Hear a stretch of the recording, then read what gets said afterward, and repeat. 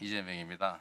장관님, 제가 그 질의응답을 옆에서 듣고 있다 보니까 제가 한국어를 배운 사람인데 장관님 말이 이해가 안 돼요. Round 1. Fight. 사도광산하고 군함도가 같은 겁니까? 다른 겁니까? 본질적으로는 같은 성격의 문제입니다. 같은 겁니까? 다른 겁니까? 아니, 사안은 다르지만 본질이 같다고 말씀드렸습니다. 내가 지금 본질 물어봤습니까? 같은 거냐 다른 거냐 물어봤지요. 그럼 사안은 다른 사안입니다. 그러면 군함도에 대해서 약속하거나 합의된 게 사도광산에 대한 합의와 같은 겁니까? 다른 겁니까? 본질이 같은 거기 때문에 묶여 있다고 저는 생각합니다.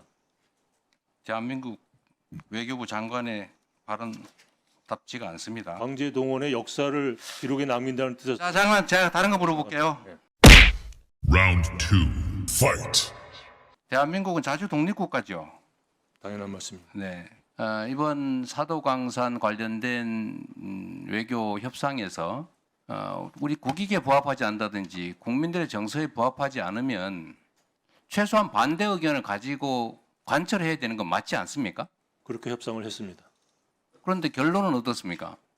우리 국민들 다수는 장관께서는 뭐라고 말씀하신지 몰라도 우리 국민들이 또 여기 계신 많은 분들이 이해하기로는 강제 동원에 관한 언급이 없다. 양보했다. 일본에 밀렸다. 이렇게 생각하는데 장관만 아니라고 하면 아닌 게 되는 겁니까? 그 발언 문안이 증거 자료 아니겠습니까? 제가 없는 걸 가지고 있다고 주장하는 게 아니죠. 강제 동원이라는 표현이 있습니까? 그 2015년도의 문안을 포함한 과거의 모든 결정과 일본이 취한 약속 그 속에 다 들어가 있는 거 아니겠습니까? 장관, 군함도 사안과 사도광산 사안이 같은 사안입니까? 다른 사안입니까? 사안은 다른 사안이나 본질이 같다고 누누이 말씀드렸습니다. 그래서 두 개를 한꺼번에 묶어서 그런 표현을 만들었습니다. 우리 국민들께서 판단하시겠죠. 장관이라는 분이 이게 지금 국어를 구사하는 건지 어디 나라 말인지 알 수가 없어요. 강제 동원에 어쨌든 강제 강제 동원 동원에서 이미 문제에 9년 전에 대해서는 확보를 하지 않았습니까? 저희들이 증인. 협상을 통해서. 질문하면 답을 하십시오. 예. 제가 이거 하나 물어보겠습니다. 팩트에 관한 거 한번 물어볼게요. 국민의 공복으로서 국민들에게 거짓말하면 안 되죠. 당연한 건 맞습니다. 네. 지금 이 자리에 장관께서 스스로 하는 말이 국민에 대한 거짓말인지 아닌지 한번 생각해 보기를 권유하면서 구체적 질문을 한번 해보겠습니다. 지금 외교부에서 국회에 답변 자료를 내셨던데 사도광산 현장에 가혹한 노동 환경과 그들의 고난을 기리기 위한 전시물을 설치했다고 국회에 답변 자료를 내셨죠. 네. 사도광산 현장에 설치하는 거 맞습니까? 맞습니다. 아이카와 박물관에 설치하기로 되어 있는 거 아닙니까?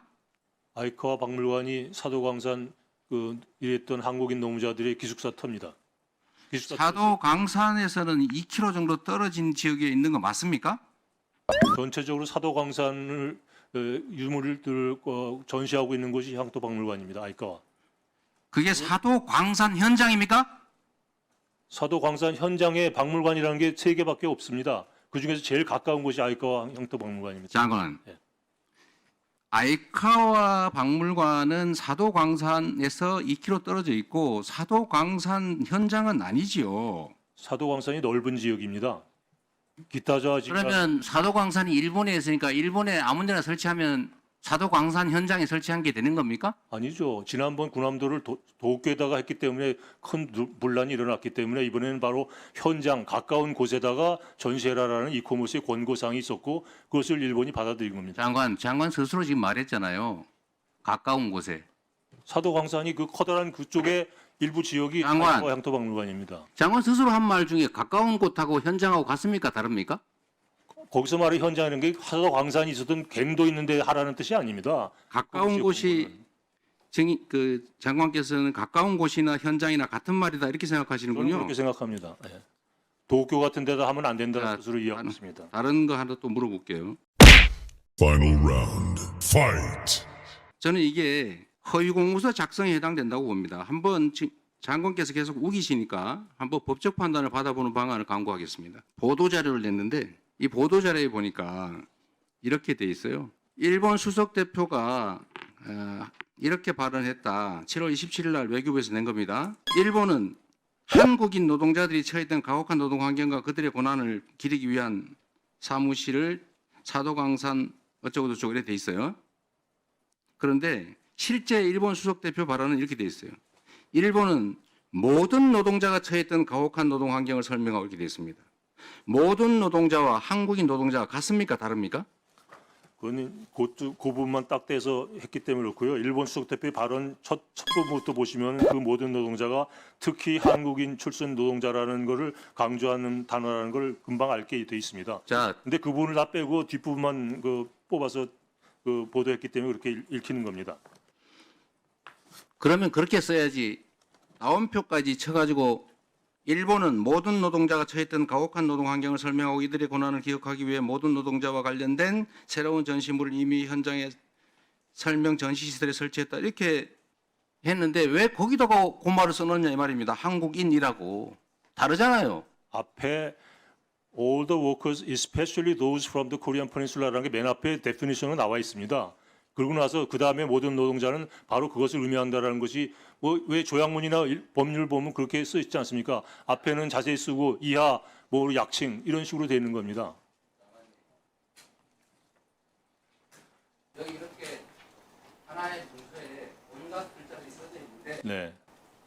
이 중에 특정 부분에 표현을 이 앞에 써 있는 걸 뜯어붙여가지고 하면 그게 정상입니까?